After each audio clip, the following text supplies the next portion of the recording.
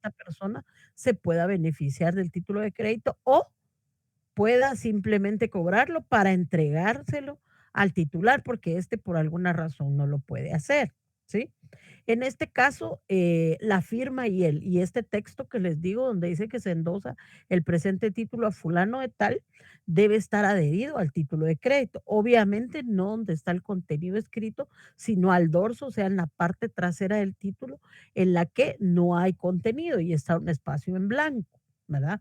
Algunos títulos permiten hacer esto, algunos otros no, y en consecuencia se pueden hacer en hojas adicionadas al título de crédito. Y esas hojas van a formar parte del título de crédito desde el momento en el que se adjuntan y se firman por el creador o el obligado del título de crédito, o en este caso, el beneficiario. El artículo 421 establecía los requisitos del endoso y a partir del artículo 425 vamos a encontrar las clases de endoso. Le voy a pedir favor a Otoniel Chavarría, si fuera tan amable, Otoniel, de apoyarme leyendo el artículo 425. Le voy a pedir a Sandrita que me apoye leyendo el artículo 427 y le voy a pedir a Luz que me apoye leyendo el artículo 428 y le voy a pedir también a José Antonio que me apoye leyendo el artículo 424. ¿Sí? Vamos a empezar con el artículo 425, que este establece en teoría las únicas clases de endoso y yo les voy a pedir a ustedes que enumeren este listado que Otoniel nos va a decir. Muchas gracias, Otoniel. Buenas noches, licenciada. Buenas noches. Artículo 425, clases de endoso. El endoso puede hacerse en propiedad, en procuración o en garantía. Muchas gracias, Otoniel.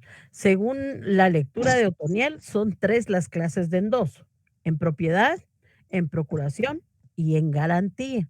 En teoría, este artículo 425 establece las tres clases de endoso que existen. Sin embargo, el artículo 424, que me va a hacer favor Sandrita de leer, nos indica otra clase de endoso que no aparece en ese listado del 425, pero que sí está regulado en el código.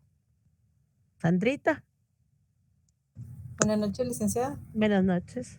Artículo 424, endoso en blanco. El endoso puede hacerse en blanco con la sola firma del endosante. En este caso, cualquier tenedor podrá llenar el endoso en blanco con su nombre o el de un tercero o transmitir el título sin llenar el endoso. El endoso al portador producirá efectos de endoso en blanco. Muchísimas gracias. Aquí entonces vemos que podríamos decir que hay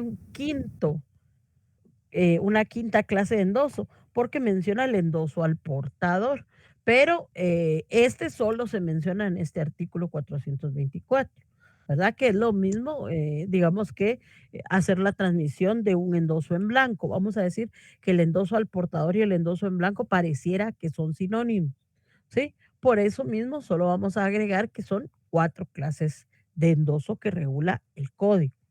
Ahora bien, le vamos a pedir favor, no me recuerdo quién era, creo que es Luz. Lucecita, por favor. Dígame, Wilson. Sí, buenas noches, licenciada. Buenas Eh, noches. yo siempre tuve confusión en estos endosos en blanco en el curso, pero ¿en dónde aplicaría más que todo en estos títulos de crédito? Digamos que en un cheque, pues usted va al banco y solo con la firma no se lo reciben. La firma y el DPI, ese es un claro endoso en blanco, porque usted no indica, por ejemplo, en el título de crédito dice que en el cheque dice que yo, Blanca Elizabeth Estrada de León, le voy a pagar el cheque a, a Juan Pérez, por decirle algo. Juan Pérez firma y le coloca su número de código único de identificación al cheque y posteriormente Wilson Estuardo lo firma y le coloca su DPI. ¿El banco se lo paga o no se lo paga, Wilson? Sí, ahí sí me lo paga, pero sí tiene que tener el DPI, la firma y el nombre.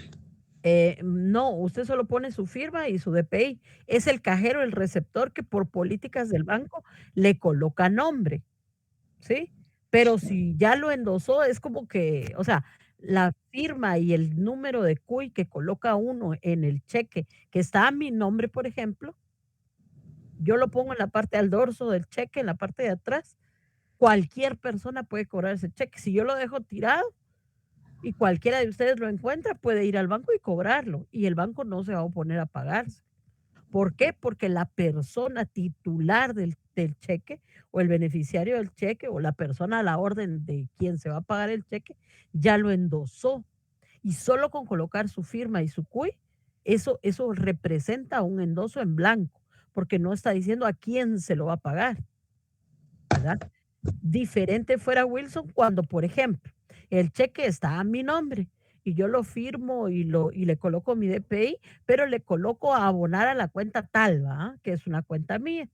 Entonces, ese es un endoso en propiedad, específicamente porque estoy indicando cuál es el destino del dinero. Estoy indicando que ese dinero no me lo van a pagar a mí, sino lo van a abonar a una de mis cuentas, que al final es lo mismo, porque a largo plazo yo voy a tener ese dinero, pero no lo voy a tener en efectivo, sino lo voy a tener a disposición de una cuenta bancaria. Muchas gracias, licenciada. Para servirle, Wilson. Licenciado, buenas noches. Buenas noches, Adalia, dígame. Un gusto saludarle, licenciada, y a todos. Pues Igualmente. yo estoy entendiendo que el endoso en blanco es cuando yo giro un cheque a nombre de otra persona, pero es negociable. Sí, Es digamos que sí. lo que entiendo. Yo endoso y se lo transmito a otra persona, pone su firma, su DPI y lo puede cambiar. Si lo extravía y no lo reporta, se puede cambiar por otra persona. Eso es lo que yo entiendo. Exactamente, así es. Y cuando no es negociable, solo la persona que se le fue girado. Exacto, porque colocan la frase no negociable, que eso impide que se pueda endosar. ¿Esos son los endosos en blanco, licenciado? ¿O en... Mire, pues No. es lo que estábamos hablando, que el endoso en blanco solamente con la firma de la persona titular del derecho se puede transmitir, ¿sí? Porque la ley señala que se puede, la persona que tiene el título de crédito puede llenarle los espacios y puede colocar que se endosa el título de crédito a favor de Blanca Estrada, ¿verdad? Pero también mencionábamos que en la última parte de este mismo artículo 424 se establece el endoso aportador, que al final es un sinónimo del endoso en blanco, que nunca se endosa, es muy raro que encontremos un título de crédito que diga se endosa al portador, porque simplemente confirmarlo ya se puede trasladar el título de crédito a otra persona para que esa persona lo cobre.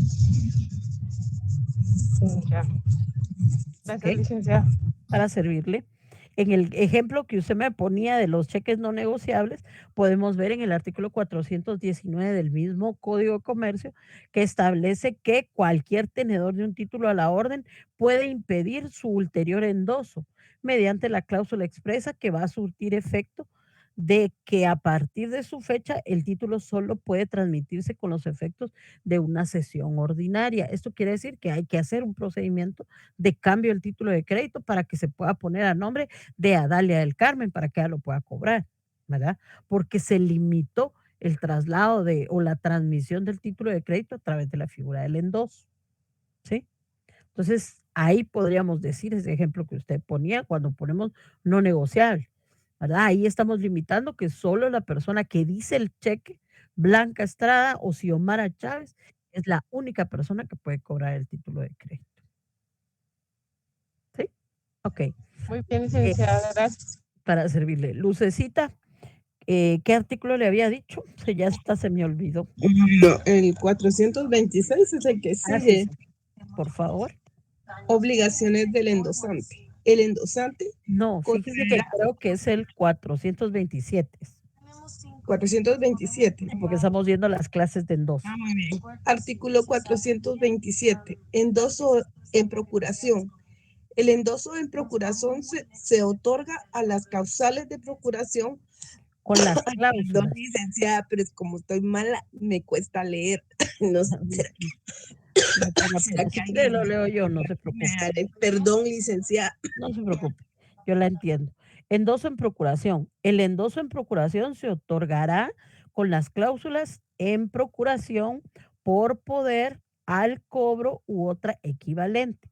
Este endoso conferirá al endosatario las facultades de un mandatario con representación para cobrar el título judicial o extrajudicialmente y para endosarlo en procuración.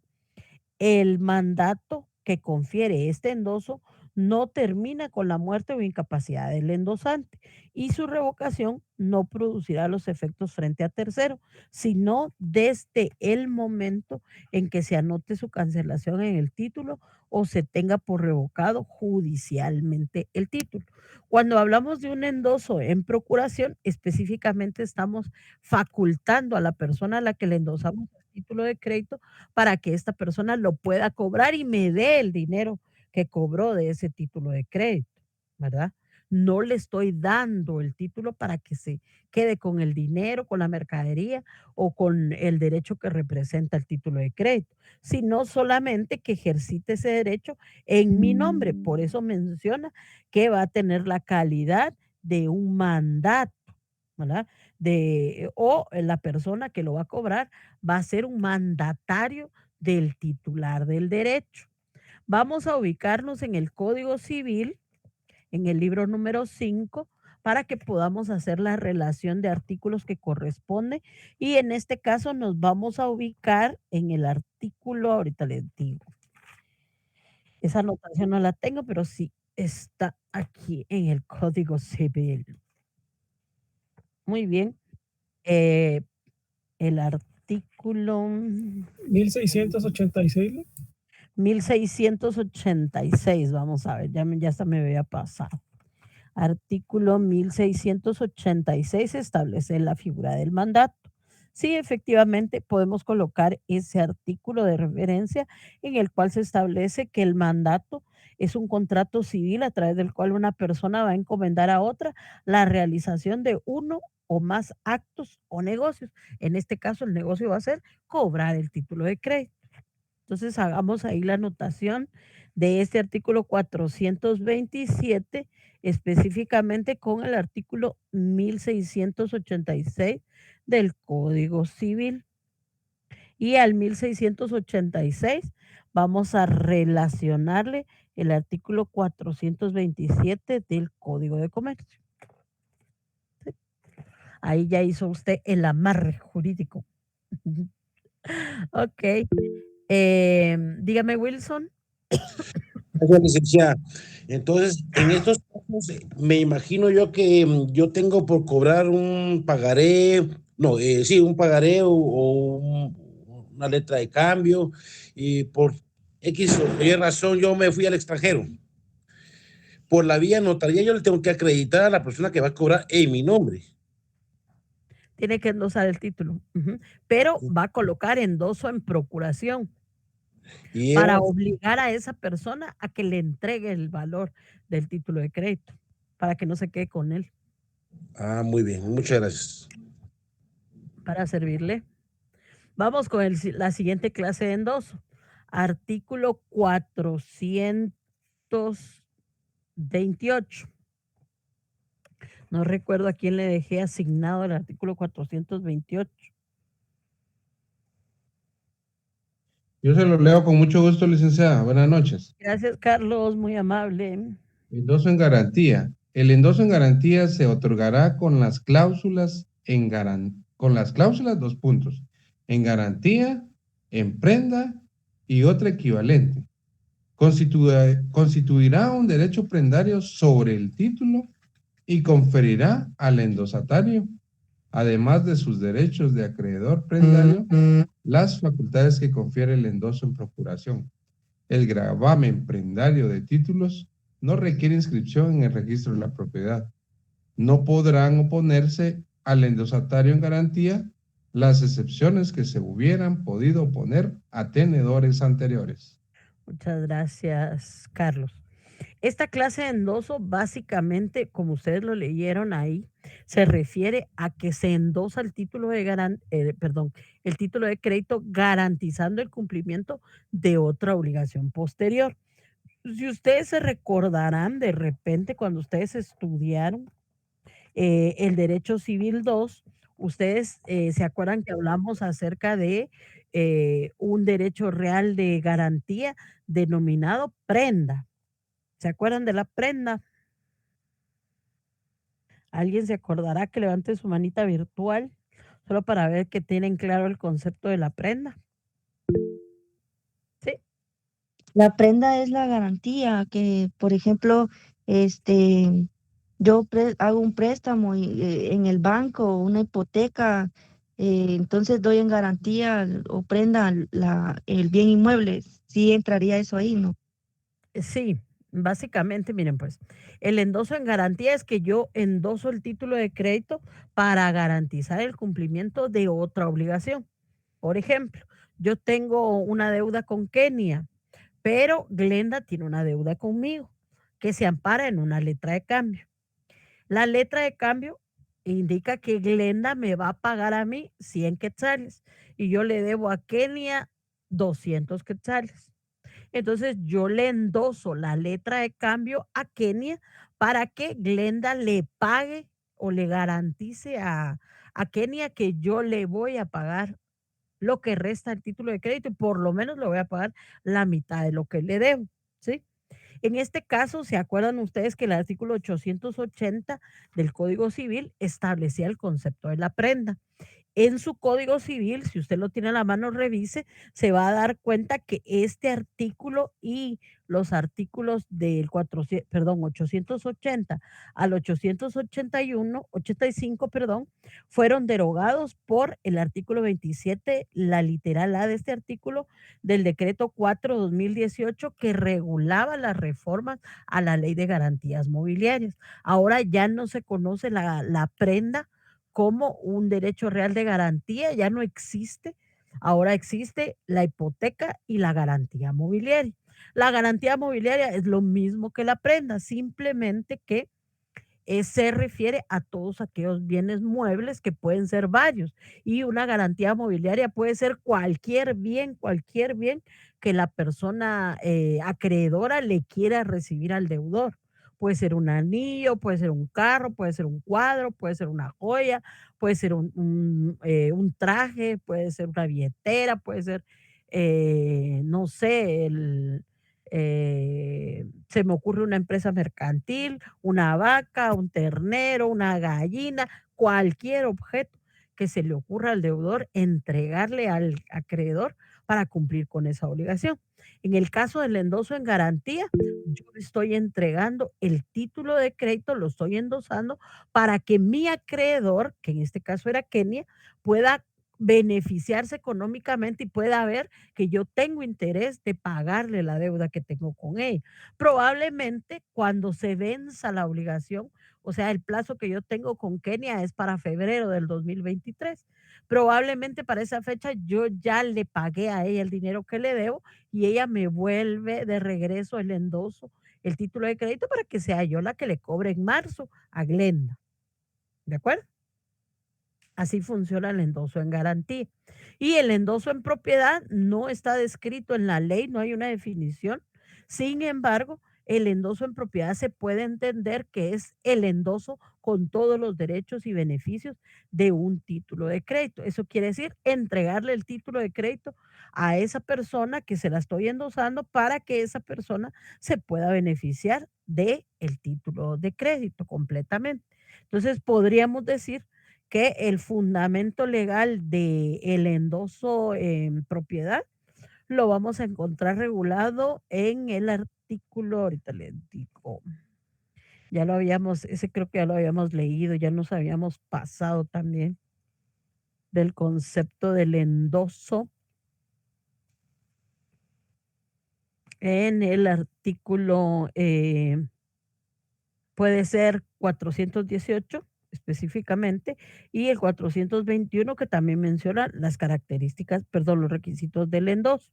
Si ustedes se dan cuenta, el artículo 421 menciona las características del endoso o los requisitos esenciales para su validez y menciona que este se debe hacer en el título mismo o en hoja que se adhiera a él y tiene que tener el nombre del endosatario, la clase de endoso de la que se trata, en este caso pues indicar que es en propiedad. Si no se indica que el endoso es en propiedad, pero tampoco se indica que es ni en procuración ni en garantía, entonces entendemos que es un endoso en propiedad. Si es un endoso en blanco, solo colocamos la firma, también se va a entender que es un endoso en propiedad. O sea que estamos trasladando la propiedad del título de crédito y obviamente el derecho inmerso en el título. ¿De acuerdo? Ok. Por último, para terminar de explicar el endoso, vamos a hablar de los elementos personales, solo a recordarlos. El endosante, que es la persona que hace el endoso a favor del endosatario, que es la persona que se va a beneficiar del endoso del título de crédito, puesto que va a pasar a su nombre para poder recibir probablemente todos los derechos o probablemente la obligación de cobrar el título de crédito o probablemente la garantía de que se va a cumplir otra obligación en representación del título de crédito, ¿verdad? Que se está colocando. Seguimos con los temas que habíamos hablado ayer también. Hablamos también acerca del aval. ¿Se recuerdan que dijimos que el aval era básicamente el medio a través del cual se garantizaba por una persona avalista el cumplimiento de la obligación inmersa en el título de crédito?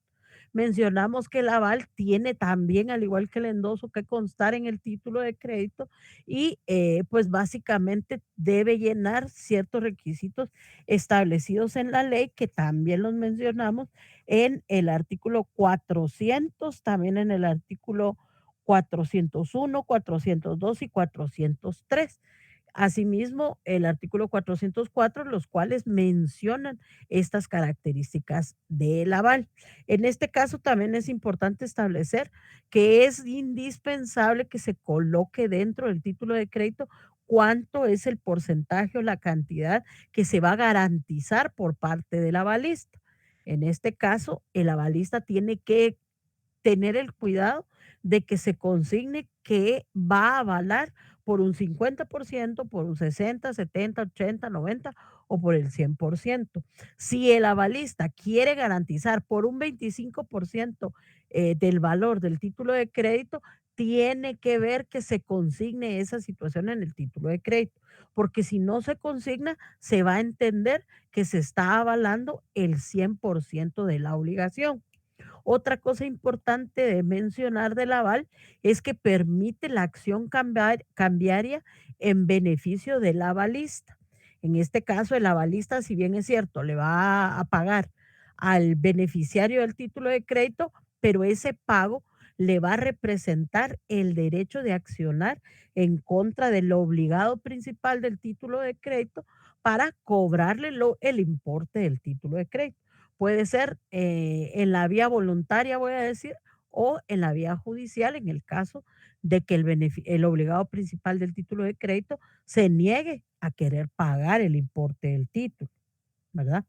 Por eso precisamente la constancia del aval es importante para que se entienda que la persona que va a asumir la responsabilidad en nombre del titular del derecho también va a, a poder cobrarse en contra de este obligado principal.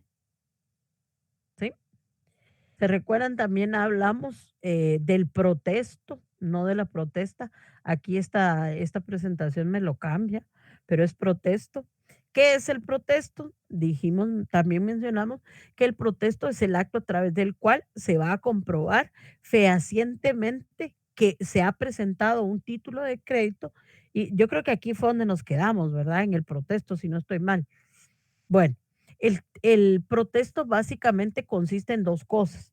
En el acto de que el beneficiario del título de crédito se acerca al obligado que tiene que cumplir la obligación contenida en el título para que éste acepte el título de crédito porque es necesario previo al pago la aceptación del título de crédito. Posteriormente a la aceptación, obviamente se tiene que dar el pago, ¿verdad? Pero en el protesto se hace constar las dos cosas. Se puede hacer constar que se presentó el título de crédito para su aceptación y que el obligado se negó a aceptar el título de crédito. O que aceptó el título de crédito, pero se negó a pagar el título de crédito, ¿verdad? Depende de la clase de título, que lo vamos a ver más adelante conforme vayamos analizando cada uno de los títulos, pero el concepto general es que el protesto es la constancia de la falta de aceptación o de la falta de pago del título de crédito que se presenta en el tiempo o en el momento preciso para poder ejercitar el derecho, ¿sí? Y la persona que se presenta a hacer el cobro del título de crédito está legitimado, está facultado por la ley para poder hacer el cobro del título de crédito, ya sea porque es un título nominativo que dice Wilson Estuardo Miranda va a presentarse a cobrar el título y es Wilson Estuardo Miranda el que se presenta a cobrar el título de crédito. O en el caso de que el título que está a nombre de Wilson Estuardo Miranda fue endosado a Dalia del Carmen López Pérez para que ella pueda cobrar en representación de Wilson ese título de crédito. Es importante que para que pueda surgir el protesto, es sumamente indispensable que ya se haya vencido el plazo para el cumplimiento de la obligación. No podemos presentar un protesto cuando no se ha vencido el plazo establecido en la ley para poder cobrar el título de crédito. Como les decía, ¿verdad? A Kenia yo le debo hasta febrero del próximo año, pero ella no puede venir hoy y presentarme el título de crédito para que yo se lo pague y decir que levanta un protesto porque yo no se lo quise pagar, porque legalmente no está ella facultada para cobrar en este momento, ¿verdad? Todavía no se ha vencido el plazo para el cumplimiento de la obligación. En este caso también vamos a ver que es necesario que leamos para entender el concepto de protesto el artículo 399 que menciona precisamente que la presentación en tiempo de un título de crédito y la negativa de su aceptación o de su pago se hará constar por medio del protesto. ¿Cómo se hace constar un protesto? Ahí vamos a relacionar en ese artículo 399 del Código de Comercio, vamos a relacionar el artículo 60 y el artículo 61 del Código de Notariado, decreto 314.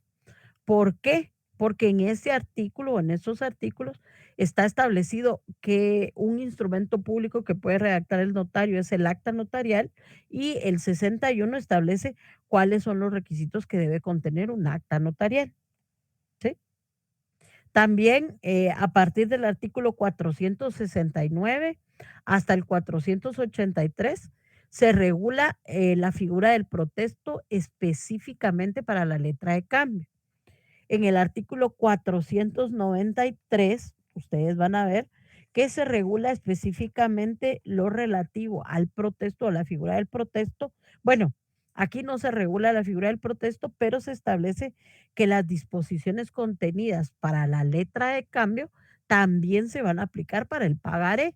Una de ellas es estos artículos del 469 al 483 que regulan la figura del protesto. En el artículo 511 encontramos lo relativo al protesto de los cheques.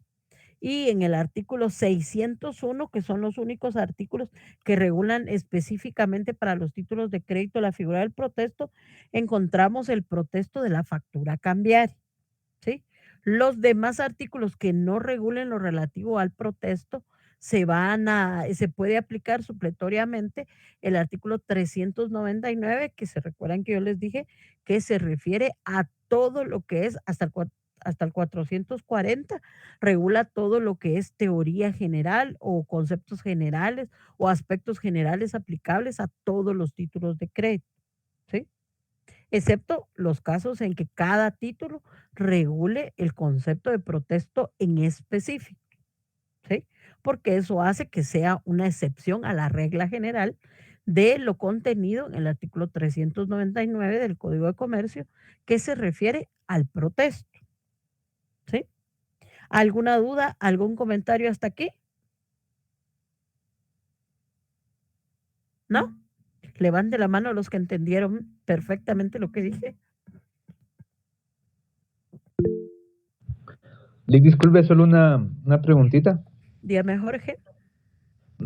Usted nos estaba comentando que en el Código Civil prácticamente el capítulo 3 y 4 que habla de la prenda común, eso ya están derogados, ¿no?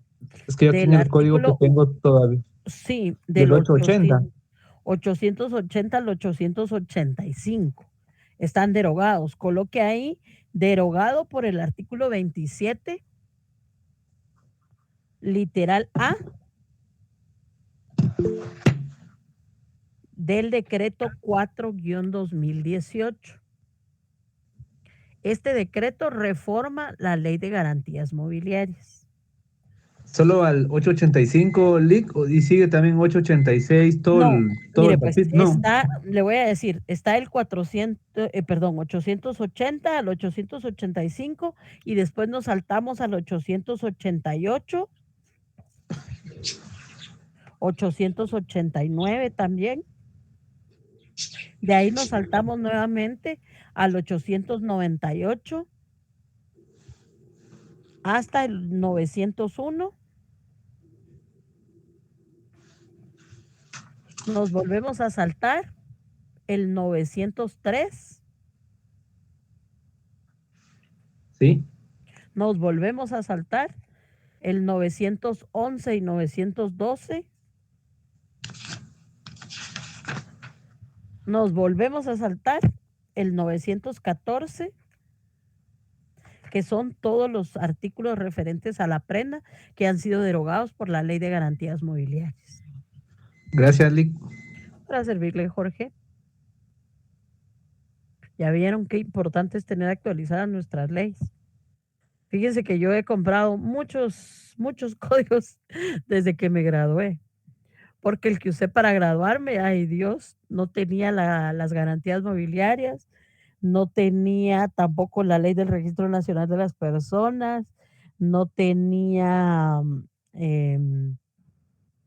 lo de algunas cosas específicas del matrimonio, y la ley de adopciones tampoco tenía la reforma. Entonces, siempre va a tener uno que andar cambiando sus leyes. A veces para uno es más fácil colocar digamos, imprimir el artículo y colocarlo digamos, tachar el artículo que ya no está vigente. Pero es más importante que hagamos la anotación de qué artículo específicamente, qué decreto derogó ese artículo, porque si no, después no nos vamos a acordar. Y podemos hasta citar en el examen técnico profesional ese artículo que está derogado. Por supuesto, para cuando usted empiece a estudiar para sus privados, le pido que cambie de leyes, ¿verdad? Y que anote los chivos que hizo en esta ley o que lo tenga de biblioteca, digamos, para que le sirva,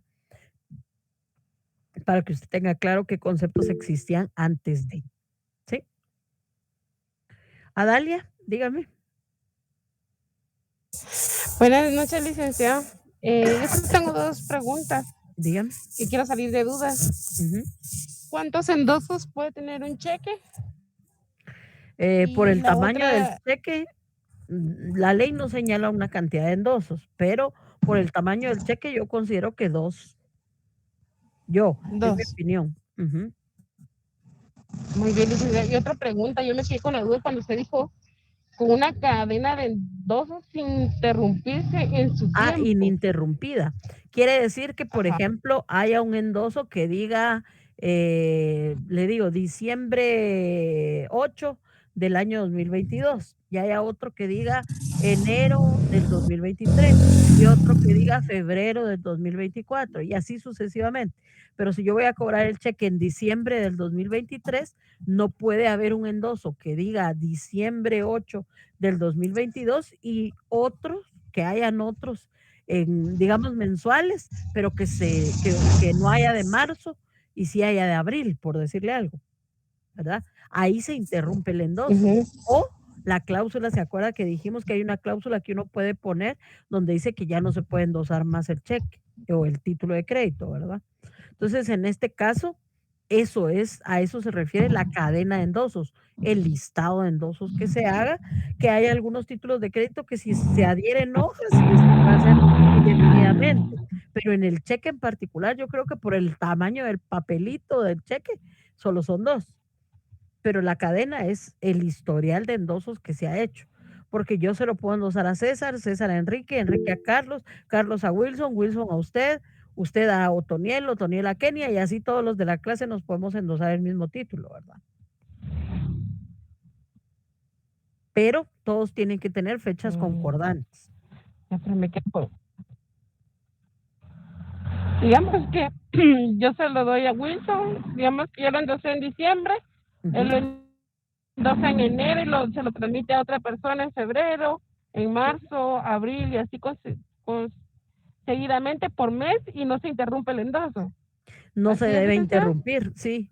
Aunque póngase que lo o no podemos hacer de diciembre de este año para diciembre del otro año, pero no hay otro intercalado entre el de diciembre de 2022 y diciembre de 2023. ¿Sí? La idea es Ya que haya siempre tienen que ir cronológicamente, fechas.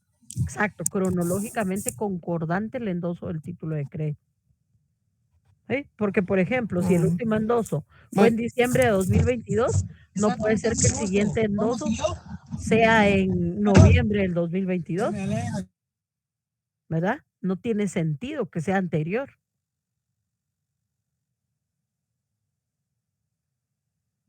Sí, licenciada, esa tenía la duda, me quedé con duda en eso, pero muchísimas gracias por aclararlo. Le agradezco No tenga mucho, pena. licenciada. Para servirle. Josué, dígame, Josué. Buenas noches, licenciada. Una pregunta con lo del endoso del cheque.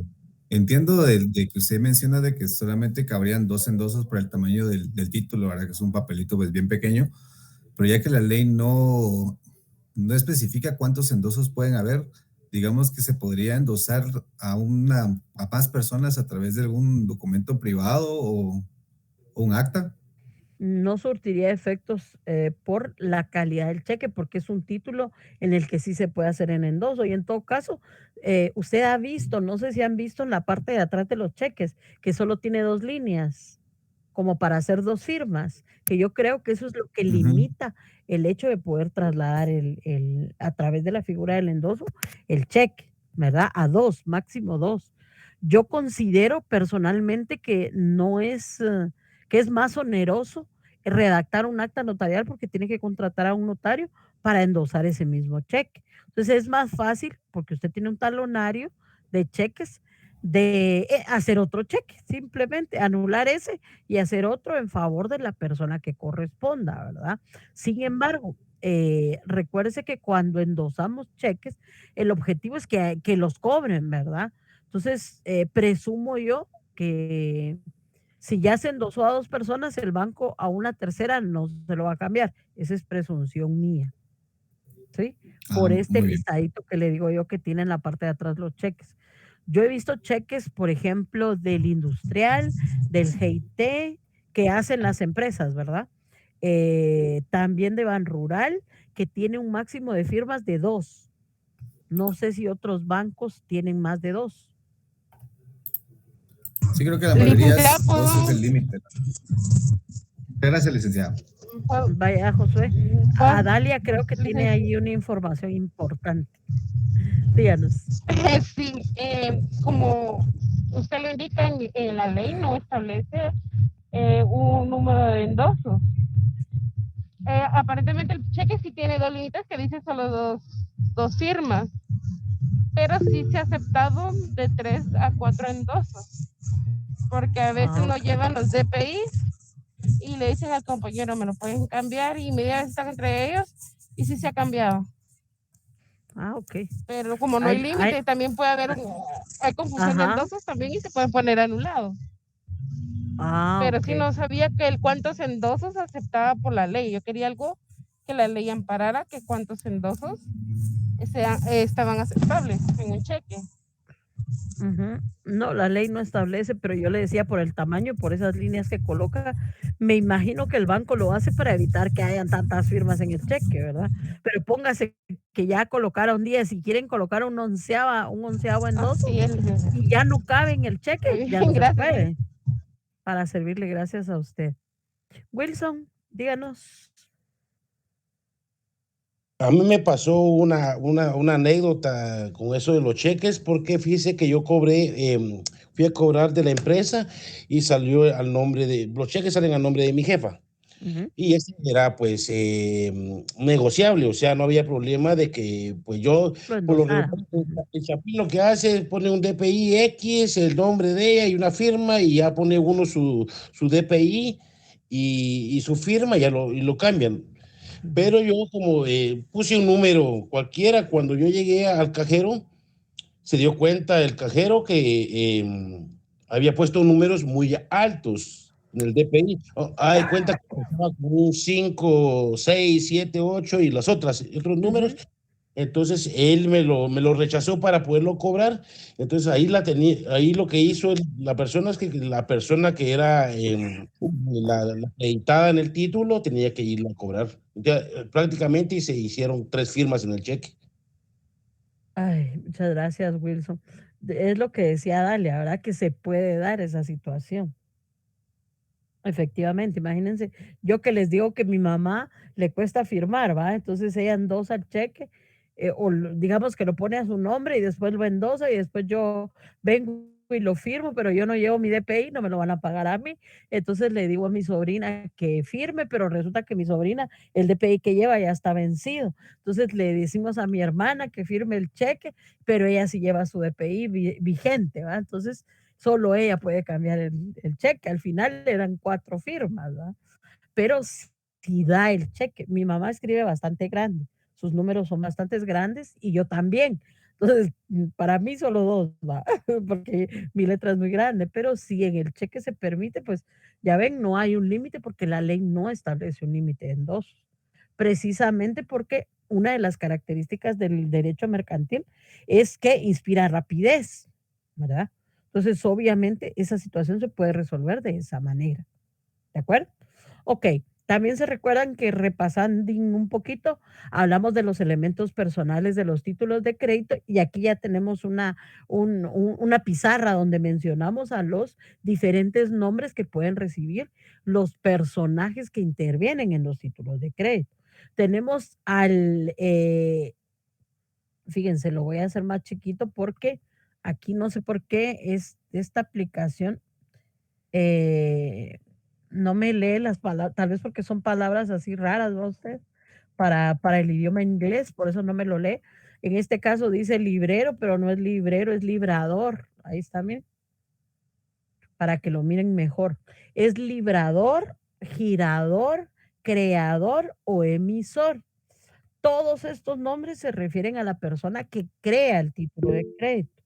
Probablemente esa persona que crea el título de crédito sea el que está obligándose con el título de crédito, un pagaré, por ejemplo. También tenemos al beneficiario, que en este caso puede recibir el nombre de tenedor también, o beneficiario, que es la persona que se va a beneficiar de, de la obligación contenida en el título de crédito. Tenemos también al girado o librado u obligado, que son los nombres que puede recibir, que probablemente también pueda ser el emisor, la persona que se está comprometiendo en el título de crédito a cumplir con la obligación contenida en el título, ¿sí? Hablamos del endosatario y del endosante, ya lo hablamos hace un momento, y también ya hablamos del avalado. Y el avalado, que no está ahí, es la persona a la que se garantiza, a la que se apoya o a la que usted va a ser el fiador de esa persona, el avalado, ¿verdad? Dígame, Brendita. Buenas noches, licenciada. Y estaba Buenas escuchando noches. su explicación. Fíjese que tenía duda, pero con respecto a la asistencia, no sé si es problema de mi señal, que no puedo enviarla a control académico. ¿O alguien ha tenido problema con su asistencia, chicos, el día de hoy? No, licenciada. ¿No? Y en ese Entonces, caso, ¿qué podría ser, Lick? Porque ¿por no qué me no puedo vuelve, enviar. por qué no vuelve a intentar, Brendita? Y si no, le pedimos favor a Sharon que la anote. Fíjese que ya llevo como 8 intentos, si no es que más. Ah, ¿en serio? Sí, Ah, ok. no puedo. Entonces, Sharon, si estuviese por ahí, hágame favor. Es Brenda Surama López. Muchas gracias. Ahí está Sharon atenta. Gracias, Muchas mi amor. gracias, Sharon. Ahí se quedaría la de control académico y la suya también, ma. No, la mía la tengo yo aparte. No se preocupe que yo ahorita se las voy a compartir para que en lo que yo explico, ustedes puedan así tranquilamente mandarme mi asistencia para que yo la tenga. Solo voy a verificar que esté abierta para que ustedes puedan enviarla porque ya la tengo cerrada. Ok. Aquí está mi asistencia y ya está abierta. Dice, sí, Celeste, hasta ahorita lo envié yo. Dice Ronald, disculpe, no tengo audio, pero el día de anoche se me olvidó firmar solo su asistencia. Dice ese Ronald. Llene la asistencia de hoy, Ronald, no tenga pena, que usted es bastante conocido. Y fíjense que las personas que participan mucho, yo me acuerdo de sus nombres, así que no se preocupe. ¿Ok? Perfecto. Entonces, sigamos, antes de terminar, vamos a hablar nada más, solo lo vamos a mencionar, vamos a hablar acerca de lo que es la clasificación de los títulos de crédito. Si ustedes se recuerdan, nosotros estamos haciendo un análisis doctrinario y también al mismo tiempo un análisis legal de la teoría formal o general de los títulos de crédito. Estas clasificaciones que vamos a ver el día de hoy son clasificaciones doctrinarias. Estas clasificaciones se refieren a ciertas características que tienen los títulos de crédito o el origen de los títulos de crédito y por eso se clasifican ¿verdad? Tenemos una primera clasificación que refiere a los títulos de crédito que tienen que ver con el carácter del creador o el emisor. Eso quiere decir la calidad que tiene la persona que crea el título de crédito. Por eso los títulos de crédito pueden ser públicos si los crea un ente del Estado o pueden ser privados si los crea un simple mortal, independientemente que sea una persona jurídica o una persona individual. ¿Sí? A eso se refiere esta primera clasificación. No se preocupe, Carlita. Vamos a hablarle a Sharon para que Sharon nos haga favor de tomar la anotación pertinente, por favor, Carlita. Y disculpe, dice que se acaba de ir la luz de mi casa, entonces no escuché lo que estaba hablando. Cabal, al final se lo escuché que me mencionó. Sí, es que Carla Morales me escribe que ayer ella se encontraba indispuesta con problemas de salud, entonces que por eso no se pudo conectar, para que usted me haga favor de anotarla ahí como una excepción, porque ella no se pudo conectar el día de ayer para que eso no le afecte en su asistencia. Muy bien, licenciada. Gracias. Gracias, Sharon, muy amable. Ok, entonces también tenemos por la forma en la que se crean los títulos de crédito, tenemos que hay títulos de crédito singulares, o sea, títulos de crédito que se crean individualmente, de uno en uno. Y tenemos títulos de crédito seriales como las obligaciones o debentures, por ejemplo, como las cédulas hipotecarias, por ejemplo, probablemente los pagarés, probablemente las letras de cambio, que se crean en serie, o sea, en grupo, ¿verdad? Sí, ya la mandé, Velvet, por ahí está, pero si no la ve, se la vuelvo a mandar, ahí estamos. Tenemos una tercera clasificación que se refiere a los títulos de crédito por los efectos de las causas sobre la vida del título de crédito. Los títulos de crédito pueden ser causales y los títulos de crédito pueden ser abstractos. Causales son aquellos que la causa de origen del título, del nacimiento del título de crédito, lo siguen durante toda la vida del título de crédito. Pero los abstractos son aquellos títulos que no, se separan independientemente del título de crédito. Vamos a poner ejemplos el día de mañana, solo lo estoy mencionando para que mañana hagamos la retroalimentación. Tenemos también, por la ley que los rige, los títulos de crédito pueden ser típicos si la ley, como en este caso, los 13 títulos que mencionamos, son típicos porque están creados en una ley, están nominados por la ley. y los atípicos, que son aquellos títulos de crédito que no están nominados en la ley, pero a través de la costumbre de ciertos actos comerciales, los comerciantes han creado documentos como los cupones, por ejemplo, que representan a títulos de crédito en el contexto de la empresa o de la actividad comercial que se desarrolla. También tenemos los títulos por el derecho que incorporan. En este caso, los títulos de crédito pueden ser personales, de una persona individual o una persona jurídica, corporativos que específicamente se refieren a entidades de derecho público o de derecho privado, obligaciones o de pago reales de tradición o representantes, que son otras clasificaciones que se hacen. Y por último, también tenemos por la sustantividad del documento, los títulos de crédito pueden ser principales y pueden ser accesorios. Recuérdense que esto es teoría, ¿sí? En Guatemala solo existen los títulos de crédito principales, ¿sí? Ahora bien, por la actividad económica que da nacimiento al título de crédito, los títulos de crédito pueden ser especulativos, pero también pueden ser títulos de inversión. Según la ley, según lo que ya leímos en la ley, en el Código de Comercio, los títulos de crédito pueden ser, por su manera de circular, pueden ser nominativos a la orden o al portador. Esas son las clasificaciones que vamos a tener de los títulos de crédito.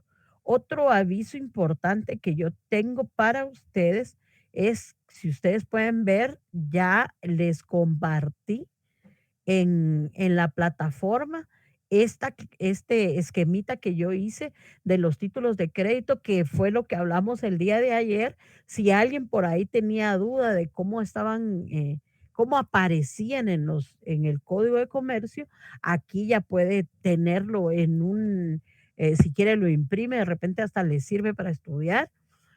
Cuáles son los títulos, los 13 títulos que regula el Código de Comercio en el libro número 3, empezando con la letra de cambio, el pagaré, el cheque, las obligaciones o debentures, el certificado de depósito, el bono de prenda, la carta de porte, el conocimiento de embarque, la factura cambiaria, las cédulas hipotecarias, el vale, los bonos bancarios y el último, que es los certificados fiduciarios.